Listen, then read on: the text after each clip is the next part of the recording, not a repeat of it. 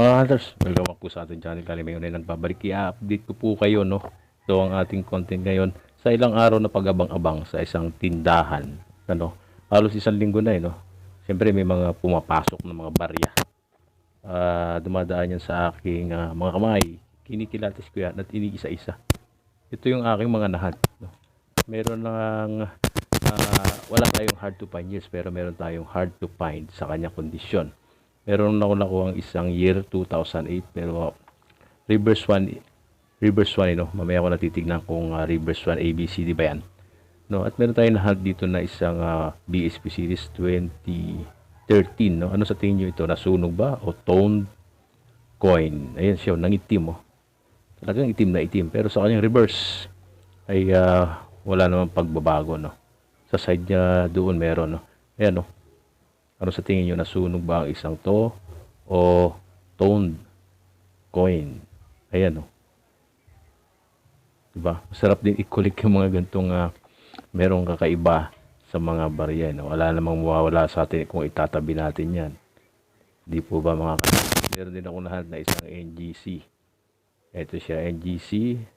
Sa reverse niya ay common lang, no? Sa reverse, nung binaliktad ko yan, wow, sabi ko, isa pala itong reverse pros na NGC 1 piso year 2018, no? Variation po ito. Ayan siya, kita-kita yung luster or cartwheel effect. Sa harap ay glossy lang, no? Ayan. Meron ng record sa numista ito. Naitala na ito ng mga numismatic, no? Sa end.numista.com. So, okay na okay din i-collect yan, mga ka-hunters. Kung titignan naman ang value niyan, no, saka natin pag-usapan yan. Kasi hindi pa naman ganun na. Hindi pa naman malaki ang mga value ng mga iyan. At isang 2015 ang ating dinahat, no. Mint Frost or Frosted 2015. Ayan siya, oh. Diba? Ang ganda, boulder, mga ka-hunters. At meron din siyang cartwheel effect. Hindi naman ganun kahirap makahanap nitong mga Mint Frost sa 2015, no? Yung 2012, ayun ang targetin ninyo, no? 2012 na Mint Frost. Meron akong dalawa dati noon, pero naibenta ko na. Ngayon, di na ako makakita, no? So, sana hindi ko agad pinagbili. Nagtabi sana ako ng para sa akin. Ngayon naman, ito yung hard to find dahil sa kanyang kondisyon. Hindi sa kanyang taon, kundi dahil sa kanyang kondisyon, year 2003. Ang ganda. Buhay na buhay yung kanyang luster. Kaya kita nyo umiikot. Cartwheel effect yan kung tawagin. Ang kapal pa ng luster nito, mga countries. At parang para sa akin AU, no?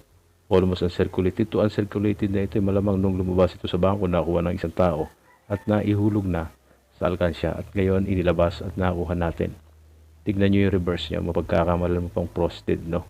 Dahil sa napakaganda uncirculated year 2003. Kung ganito ang mahahanip nyo sa lahat ng mga taon, hard to find po yun lahat dahil sa kanilang mga kondisyon. Abay, tataas ang value ng inyong binubuong 1 piso BSP series from 1995 to 2017.